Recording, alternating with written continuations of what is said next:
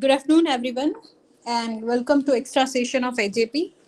Last time we completed Hibernate unit number 6, and unit number 7 is going on in regular class. And this is the last unit of the syllabus, unit number 8, Java server faces.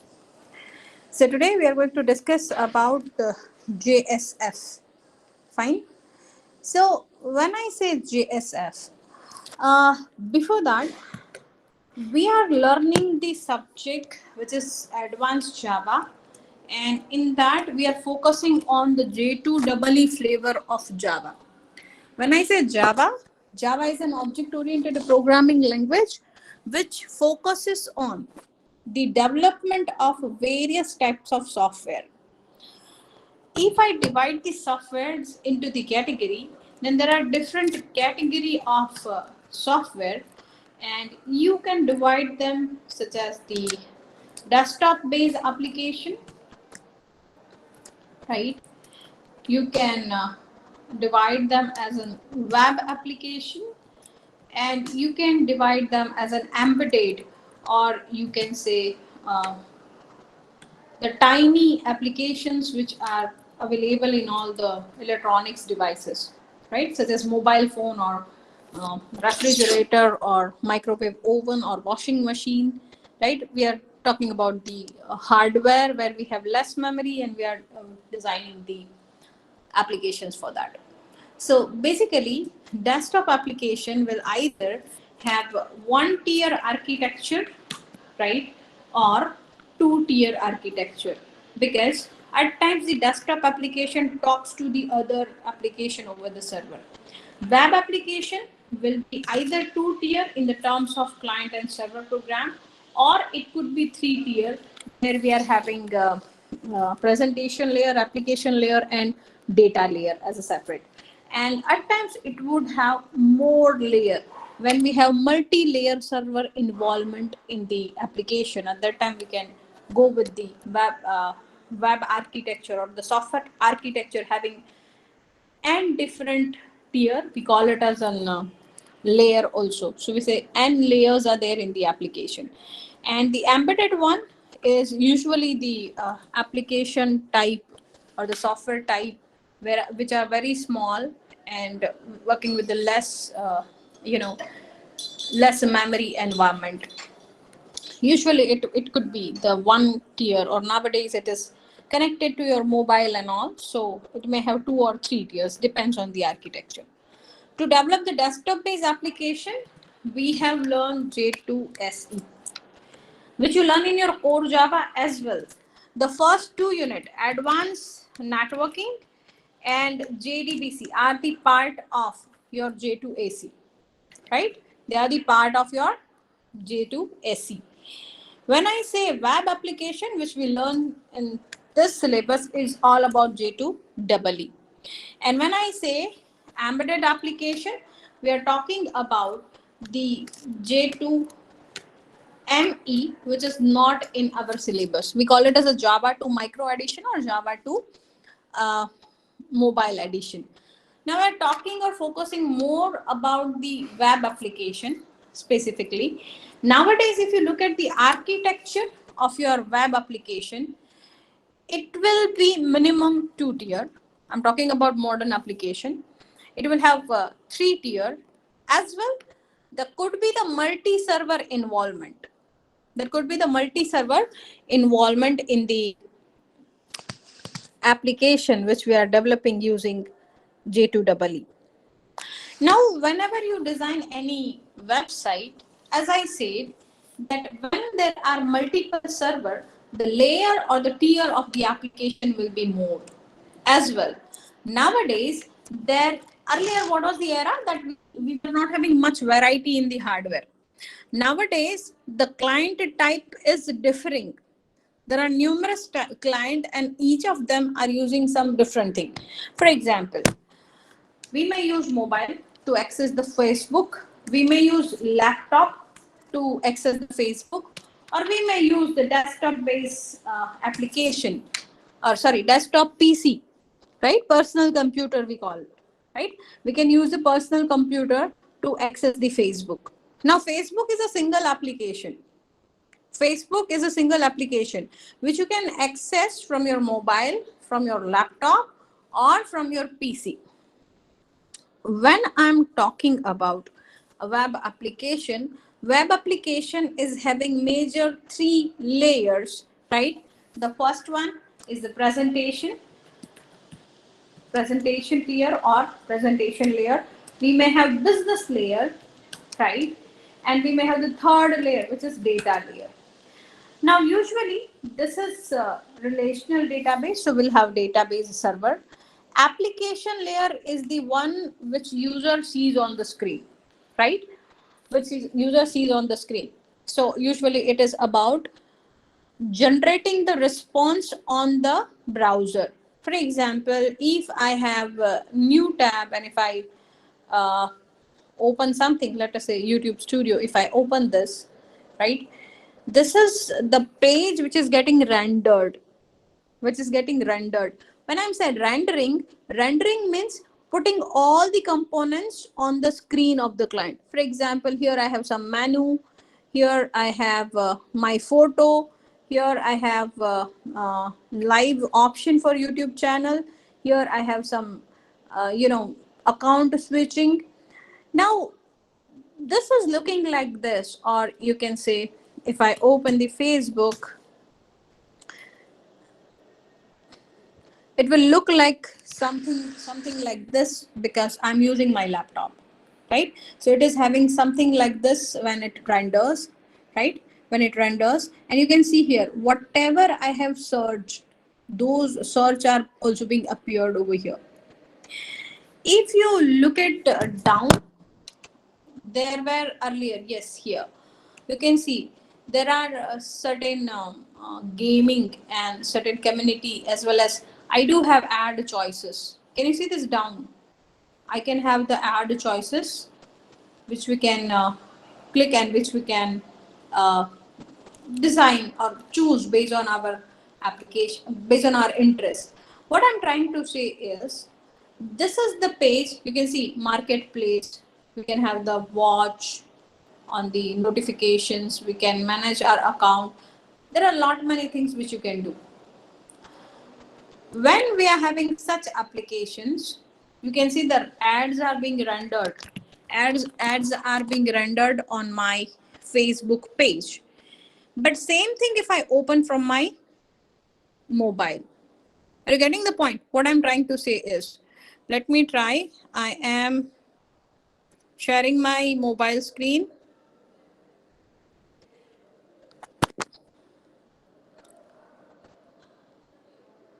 Are you getting? Are you Yes. getting my mobile screen? Right? Yes. Can you see? Can you Yes, see ma'am. that ads has gone? Can you see that? Now this is something different, right? Ads has gone. Fine, and you can see the compact view with even this is the same account. Are you getting the point which I'm trying to say? Right? Yes, ma'am. What I'm saying is, nowadays client type is varying. There could be the different types of client. So when client is requesting for an application to the application server where the business logic for the Facebook has been written, the Facebook software has to be smart enough to put the input controls on the client screen based on the type of user, as well. When I open Facebook, it shows me the shops nearby. It shows me the games which I'm interested. It shows me some ads which I have searched some product online. So there are the things or the response being rendered. When I say rendered, response rendering. Rendering means displaying the things on the client's browser. Rendering is a special or technical word which is focusing on based on the context. When I say context, nowadays for a web application there is one more technical term which is not in your syllabus, but still I want to share. We call it as a context aware content delivery. You're getting the term context aware content delivery.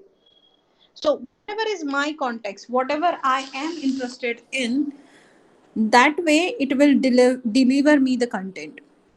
Right? Right? I'm interested in shopping, women's shopping. Maybe you are male and you are interested in male shopping.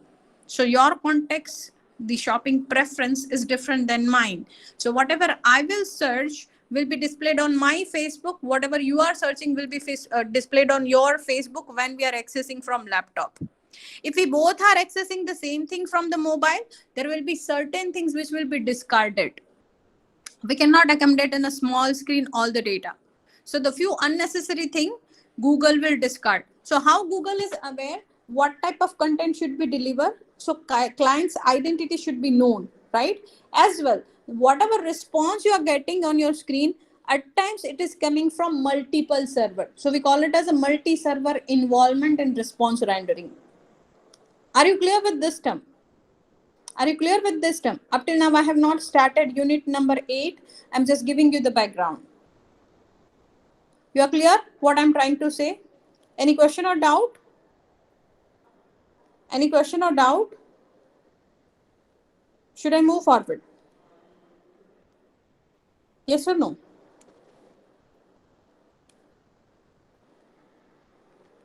Okay. Now, what is JSF? Look at, I'm saying JSF is a framework for web application development to develop a web application using rich user interface. Are you getting the point? What I'm saying is, now we are focusing on the user interface. User interface is the presentation logic. As I said that client may use different devices. So based on the different devices, different UI should be presented or rendered on client's screen. So JSF is a framework which is based on MVC. And specifically in MVC, JSF component will work as a view. It will work as a view. It simplifies the construction of user component, right? And now, up till now, what we did? Up till now, we have used certain HTML control to give the UI. This is how you were writing input, type, and it will give you the text box. Now I'm saying that JSF is based on the MVC architecture, and that's why my input controls, my whatever UI controls I'm using, UI controls are your text box, your password box, your command button, your hyperlink. It should be smart enough to be mapped with the bin class, to be mapped with the Java bin class. Why? Because Java bin class is our model, right? And that's why whatever input control I take, it should be mapped with the data properties of my Java bin class, right? So that's what JSF provides. JSF simplifies the construction of user interface component, and these UI means a text box can be interact direct with the database to store the data. That's why we say it provides a rich user interface, right? In JSF, the UI components can be created by the use of various APIs. So this is what JSF is. JSF is a framework. The major purpose of JSF is to provide the rich user interface. Mind well, Hibernate was for easy database mapping. Spring is framework of frameworks. So you can use Hibernate and JSF both in Spring, right? But when you say JSF, JSF is also an MVC based architecture, but the purpose over here is to provide the rich user interface. Clear? What are the benefits? What are the benefits? It reduces the efforts in creating and maintaining the application. As today in the morning, I said in one class that whenever any advanced technology comes, the major advantage or benefit you should say is the faster development, right? Reduces the effort in creating. It means faster development and easy maintenance. These are the two major advantages, right? Right? So it reduces the effort and it will run the Java application over the Java application server and render application UI onto the target client. Onto the target client. When I say target client, it depends on what is the device you are using to access that web application. Recently, I show you the example of using Facebook from my mobile and using Facebook from the browser using my laptop. So targeted client, that even the target or even the end user is fixed, but based on the device, we have to render the UI components on user screen. So JSF provides a facility for providing reusable UI component, making the data transfer easy between the UI components.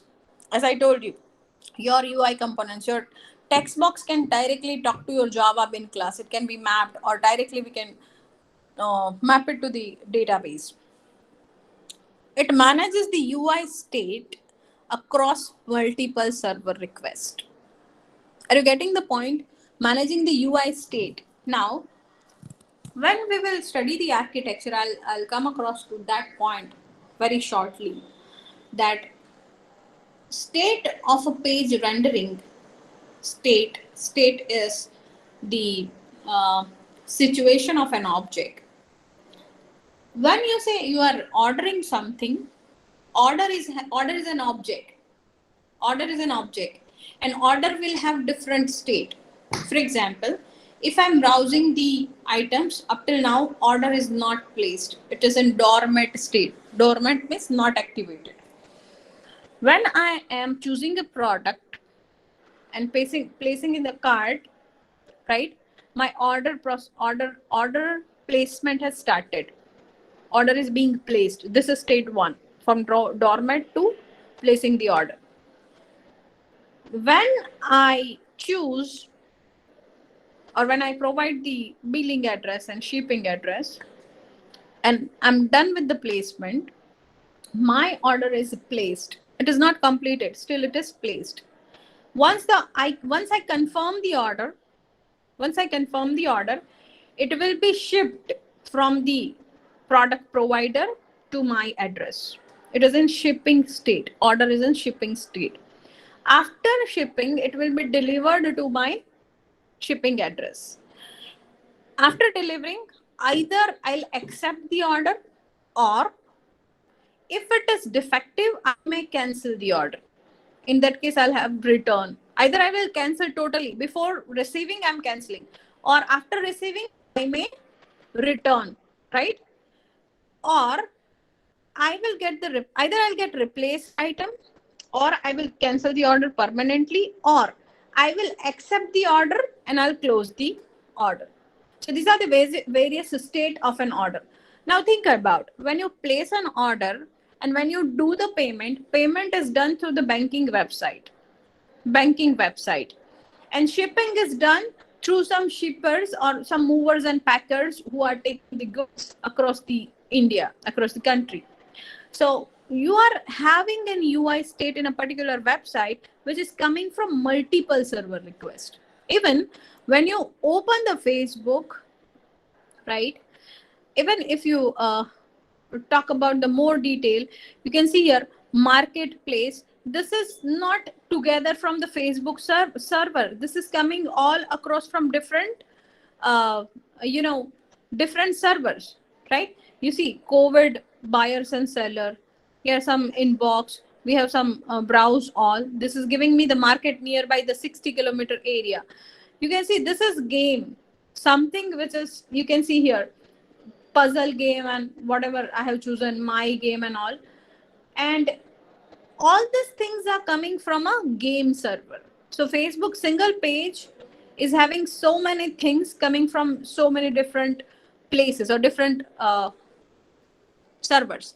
So when I'm saying JSF manages the UI state across the multiple server requests, right? It enables the implementation of custom component. The way you had a JSP custom tag, you can have JSF custom components also.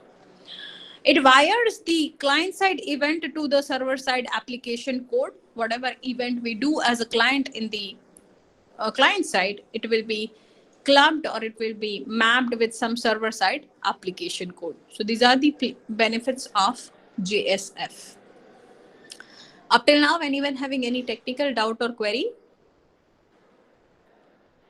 Any doubt or query? Should I move forward? Should I move forward? Ma'am. Okay.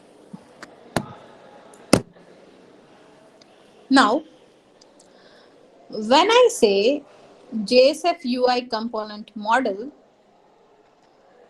JSF is having an capability to create a different web pages which can render themselves on the different ways for the multiple client types.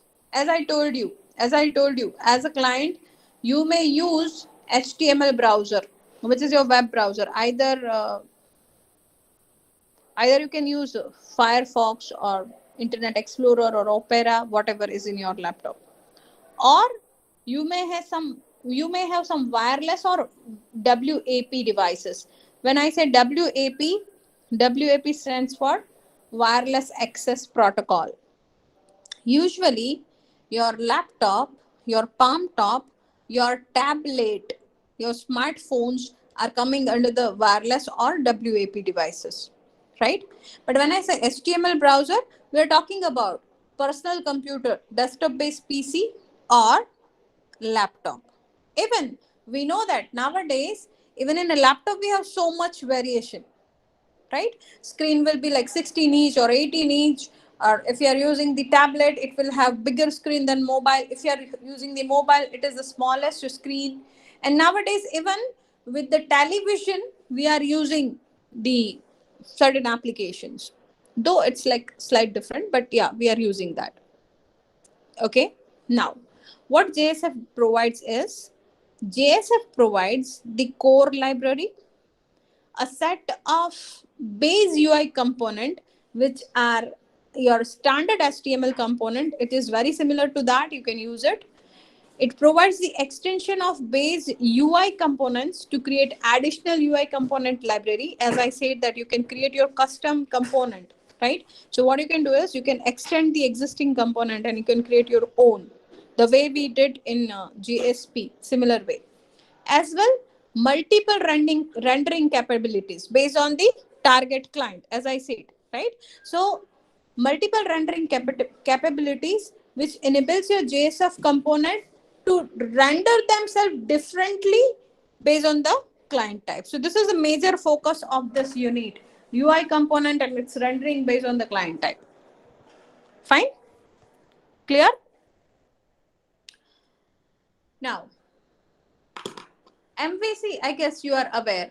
What are the MVC design patterns? We know that design patterns are the solution for giving the common solution to the common problems. So if I talk about model carries data, right? And if you are checking the login in the database table, so it will carry the data and it will deal with the variables and columns.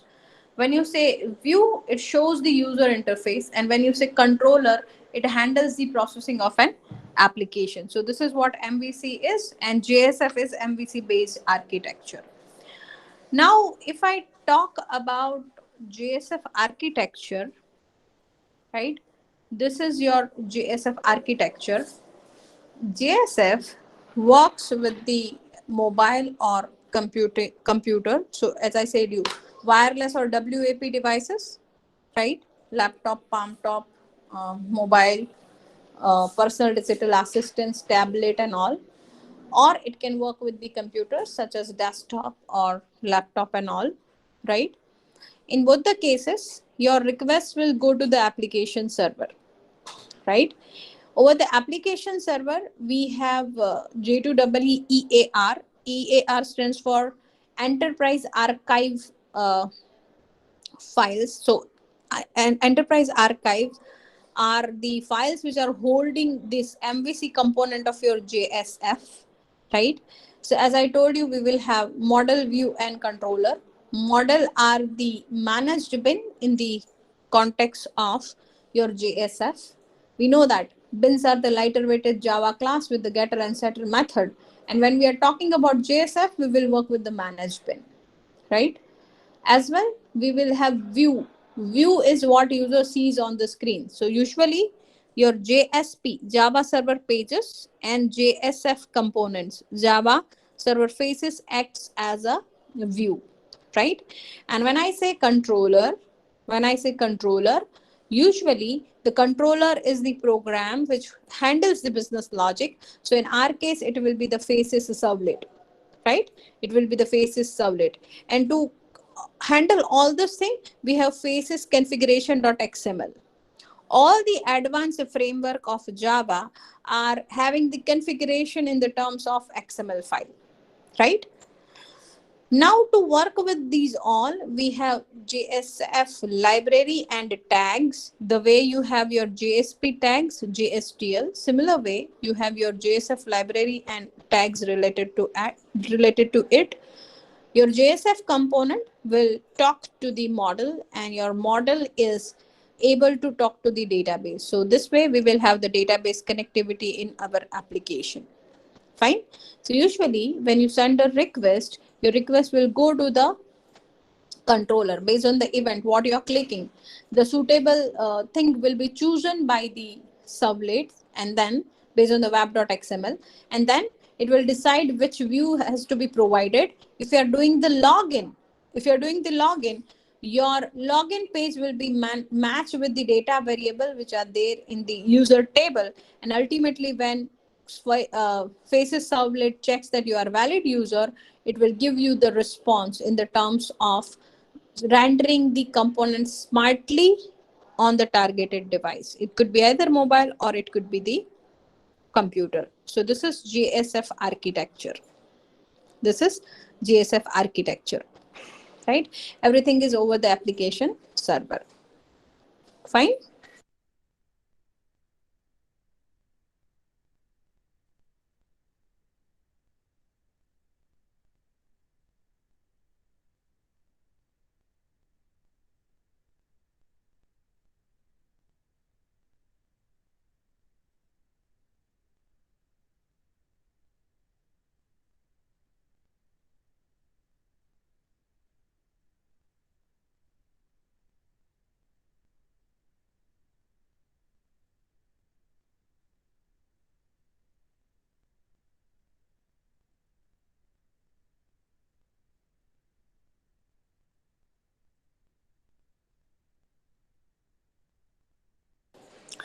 So if the architecture is clear, then I can move to the next topic. Should I? Everyone, should I? Kindly acknowledge. Yes, ma'am. Okay. So now we are focusing on JSF life cycle. Now, when I say life cycle, each and every life cycle is having, each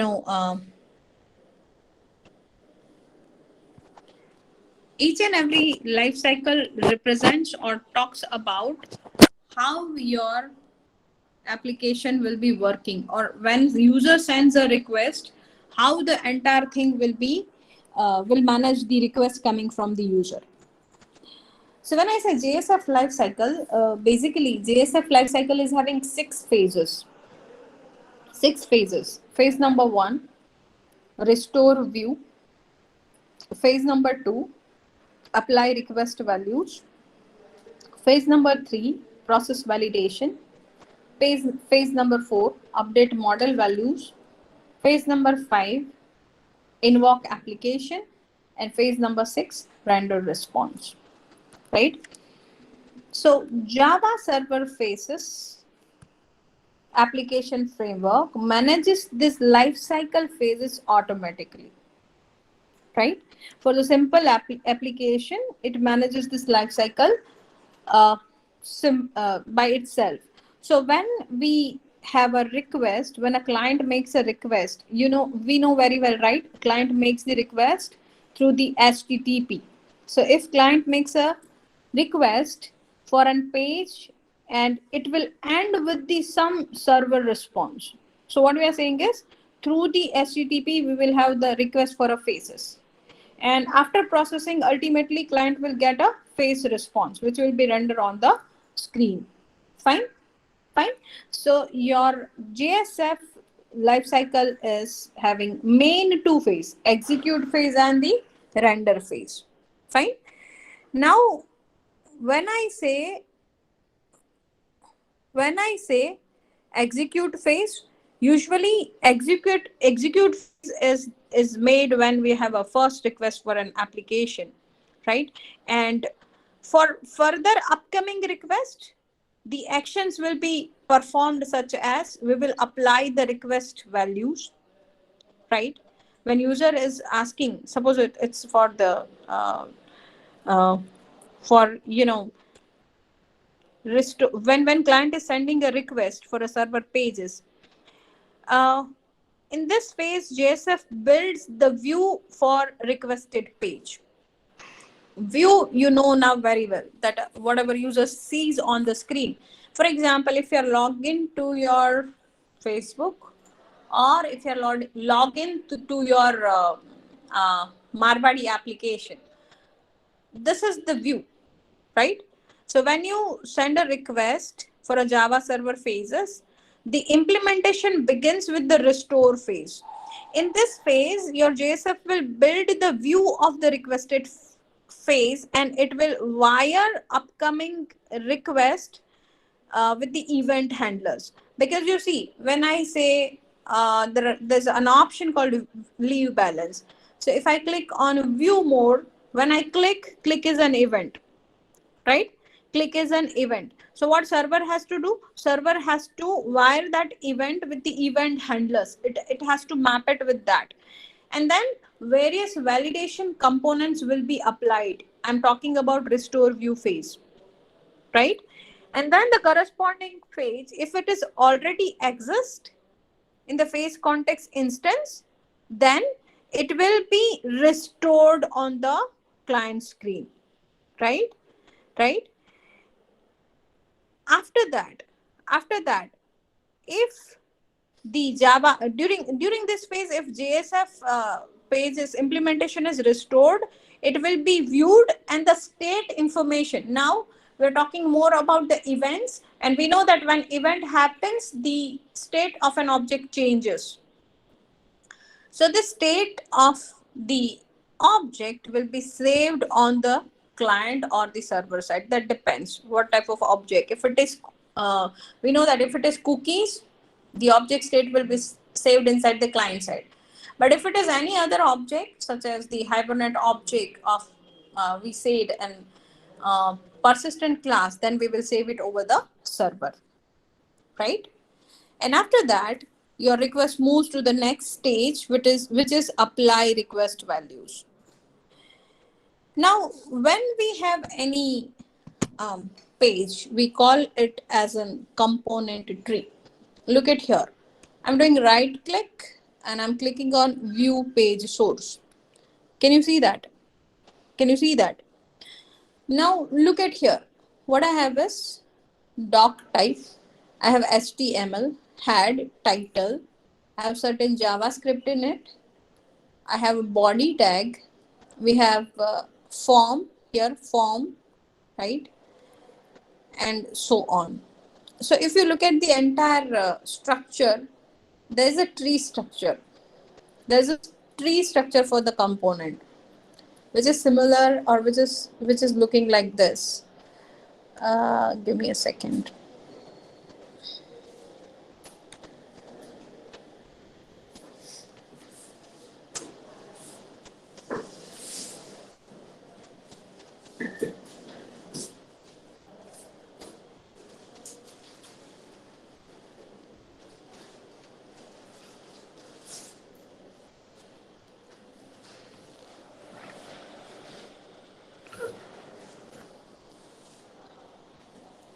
Think about the HTML page. We'll have HTML, right? In that we have two child tag. We call it as head and we call it as body. Fine. Fine, right? After that, in head, you have a title, right? And in the body, you may have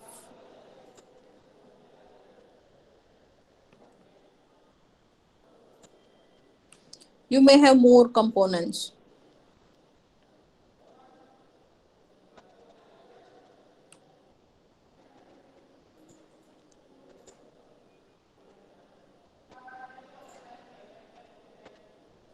Suppose this is form tag, right? So in a form, you will have a text box, right? And you will have a password box and all, right? Right? And maybe you will have more text box and all, right? So all this thing is making an entire tree. Can you see that? It's like a tree. Root element, then child element level 1, then again the level 2 and all. So this is an entire hierarchy, and if you look at this entire way of forming your HTML tag, it entirely develops an component tree. It entirely develops an component tree, right? So what I'm saying is, suppose you are doing the login. If you are doing the login, you will have HTML as a root tag, then you will have head and body. In body, you will have a form. In form, you have three components at the same level: text box, password box, and submit button, right? So when you click on the submit button after applying the values, it is creating the component tree, right? When you say restore view, the component tree is already created. If it is not created, then it will be created for the first time, and if it is already created, we will restore it. Fine, fine, we will restore it. And for each component, right? So what we're talking about right now is, we are talking about apply request value phase. And I'm saying that in this phase, component tree is restored during the post back request, right? If the request is previously made. The component tree, which I said, as it's a collection of a form elements, we will have different elements which are present in your form. So each component in this tree will extract its new value from the request parameter. Fine. It will try to extract the values, right? And after that, this value has been stored locally to in has to be stored locally. So we did it in the terms of string name is equal to request dot get parameter, request dot get parameter, and you saved it locally. Fine, you saved it locally. So I'm saying that component stores this value, right? Right. And if the conversion fails, because what you are doing is, all the HTML component, now you are storing the values locally, so you need to convert that values into a variable. If this conversion is failed, we will have some error message which will be generated and queued on the phase context, and this message will be displayed during the render response phase along with any validation error. Username and password is wrong. When it will say it's wrong, when entered value is not matching to the context. If it is not matching to your database entry, we will have the error message, right? So this message will be displayed during the render phase along with some validation errors. So validations could be either not exactly matching the value as per the expectation. Suppose you were said to enter your name and you enter 123. If you're entering 123, your 123 are the request values, right?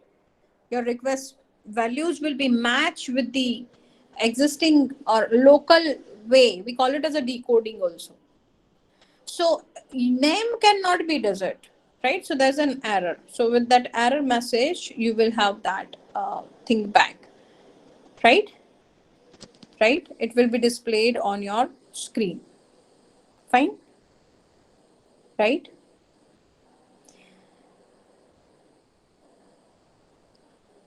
So if any decode method or event listener which we are calling, it will be rendered over the, it will render the response on the current phase context instance, and the phase JSF moves towards the next phase, right? So phase number one, restore view, when any event happens, such as some click on the button or some hyperlink click, that's called an request. So those events will be mapped or wired with the event handlers, with the validators and UI components will save that view in the phase context instance. After that, we'll apply the request value. We will do the validation. We call it as a decoding. With the local value, it will be matched. And if everything is okay, or if there is error, we will give it back to the client. In that case, client will re-enter the value and will restore this after applying the new request values. And if everything goes well, your request will be moved next to the validation phase. In this phase, JSF processes all the validators which are registered on the component tree, and it examines the component attribute rules for the validation and compares these rules with the local values stored in the component tree, right? If the local value is invalid, JSF adds the error message and lifecycle advances to the next phase and display the same page again with the error messages. The next phase is the update model value phase. After ensuring the data is valid, it traverses the component tree and sets the corresponding values towards the server side object property. And in this case, your component tree's local value will be, JSF will update it based on the bin properties. So bin properties are your model, the data variables of your local class, local Java class, and corresponding input which is coming, it will map it and it will update the model values. So that data variables will be update, right? And if any update models or any listener have called the response render response method on the current state, the JSF will skip the render phase here. Otherwise, if application is need to be redirected to some other web application resources, it will go it over there. And if event has been already queued, it will be broadcast them to the interested listener, right? And if the current request is identified as a partial request, it will be retrieved and partial processing will be applied. And if everything goes well, your phase will be moved to the invoke application. In this phase, we will have the JSF handles the event such as submitting a form or linking your page to the other resources.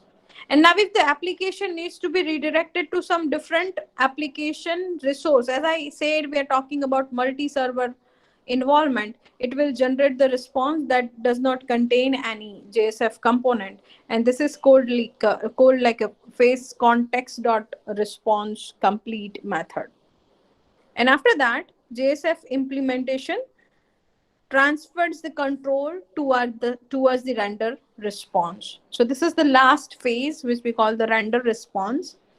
During this phase, your JSF asks your container or application server to render the page. When I said rendering, it means putting all your UI controls over the proper places based on the target of the client, target type of the client, right? So if the application uses the JSP, it will put the component into that JSP page. And for the initial request, the component will be represented on the page and it will be added to your component tree. The way we discussed the entire component tree before a few minutes. It will be added, it will be adding these components over here. Fine. And if this is not the first request, if the request is not the first, the component tree would have been already built. For example, you are doing the login in Gmail. So text box and password is already rendered and a submit button. But you added a wrong username and password. So component tree is already been added. But you have certain things which need to be added as an error message or something. The response will be rendered such as invalid username or password, right? So in either case, like component will render themselves, as in JSP container or application server will traverse through all the tags, and once everything is ready, the content of the view will be placed on its place, which we call the view will be rendered, and the response state will be saved as a subsequent request to access it for the upcoming request, right? And it is available as a restore view phase. So this is the complete cycle for that, right? Though it's a bit theory, but yeah, I feel like in entire AJP syllabus, only this unit is having this long theory, right? This is your JSF request processing cycle.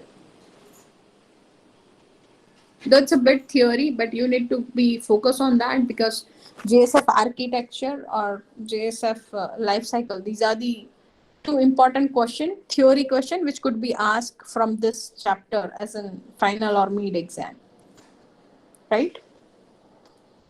So if we revise today's session, we defined what is JSF. We said it's an MVC based framework which focuses on providing the rich user interface, right?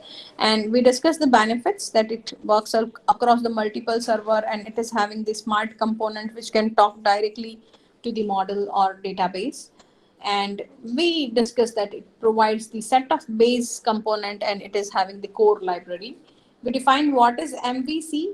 We discussed the 6 phases of JSF lifecycle, and we discussed what is the architecture of JSF. Fine.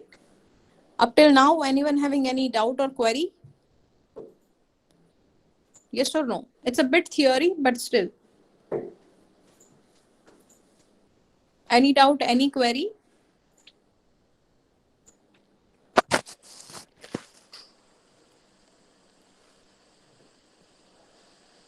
I'm discussing a last point and then we will stop for today, which is JSF expression language.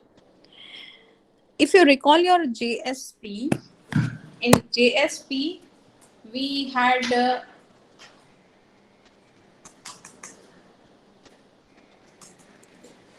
in JSP we talk about expression language. We set certain variable.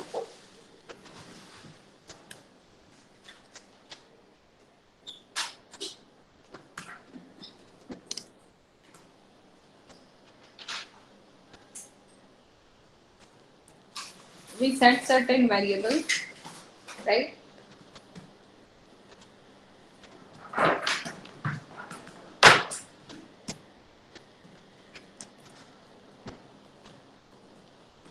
Right? And we use it. Suppose I want to display, right? Then I displayed it using expression language where we were using this, right? As well, in JSP, we talk like if you have a session variable, right? You can display those variables directly by writing session scope, right? Dot variable name, right? As well for cookies also we said we can have cookie.param.value and we can directly use those cookies. So this was the expression language. Now in JSF we also have the expression language, but this time instead of dollar, the way your JSP is using, your JSF uses hashtag and curly braces. It uses the hash and the curly braces to write the expression language, right? So JSF provides rich expression language where we can write the normal operations using the expression language by writing hash curly braces and the operation of the expression. This is the complete notation for that. When you use the expression language, the major advantage is it can refer or it can give the direct reference to your bin properties. For example, I have a managed bin. When I say managed bin, I'm using the annotation. I'm using the annotation. Yes, yeah. And I can specify the scope. You look at here, I'm having public class user data. So user is my bin. User data is my bin. Having two property, message and creation time, right? So when I'm using this, using expression language, I can direct reference that property which can be stored as an object in a request of the session or application scope. Fine. This is the advantage. As well, it provides an easy access to the element of all this collection. It provides the predefined objects such as we used in a JSP session and cookie. These were the predefined objects. Similar way, it provides for a request the predefined objects. Arithmetic logic and relational operations can be easily done with the help of expression language as well. It does the automatically type conversion. So parsing is not required. Automatically it converts the type of the data type according to the suitable one. As well, the major advantage is when we have missing values or we have some empty string, usually Java throws the null pointer exception. Here, we are not having the null pointer exception because it's a burden. Not all the values are the null pointer exception. At times we may have values missing or values not required. So when you are using the expression language, at that time the missing value will be shown as an empty string, not as a null pointer. So this is the major advantage of using JSF. Fine, fine, right? So you can look here. I have taken a public class user data, implement serializable. This is manage bin, name is user data, which is my class name. This thing we will discuss in next session, but I want you to focus on, for the user data, I have two members, two variables, create a time, which is current date and time, and message, which is hello world. So this has been set as a value. As this is the bin class, we'll have getter and setter operation. So I said create time equal to new date. So it has set the value. I says private string message is equal to hello world. So it has set hello world inside the variable message. So I have used method to retrieve this content. Now look at here. This is expression language. This is my home.xhtml. JSF works with XHTML. X stands for XML HTML version. And I have the prefix h. Can you see here? H. So whenever I have h colon something, at that time, that tag is belonging to java.sun.com/jsf/html. So these are the core HTML tag of JSF wherever you have h colon. So you can look at here, HTML, this is HTML code, h colon head. So it means this head is JSF head because we want to render the response accordingly. H colon body. So this is JSF HTML code. And now I'm using the expression language heading into the simple HTML code. Creation time, H colon output text. Right? So I'm reading right now, user data is my class. Having the property create a time. So I'm displaying that value with the help of expression language.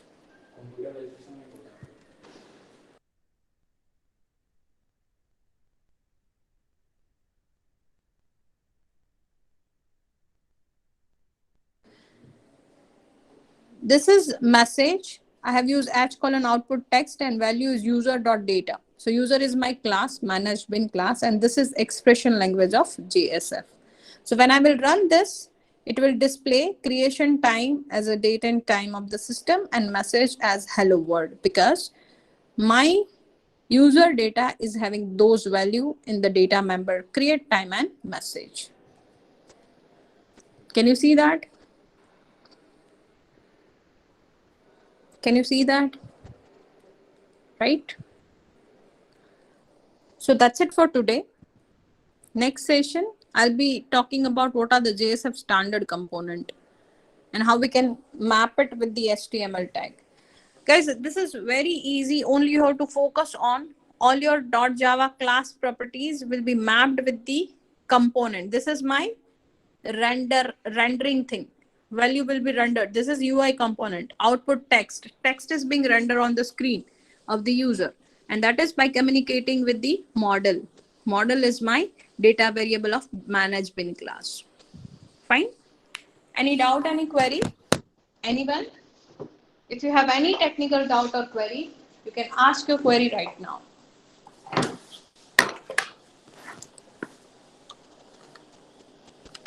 Anyone?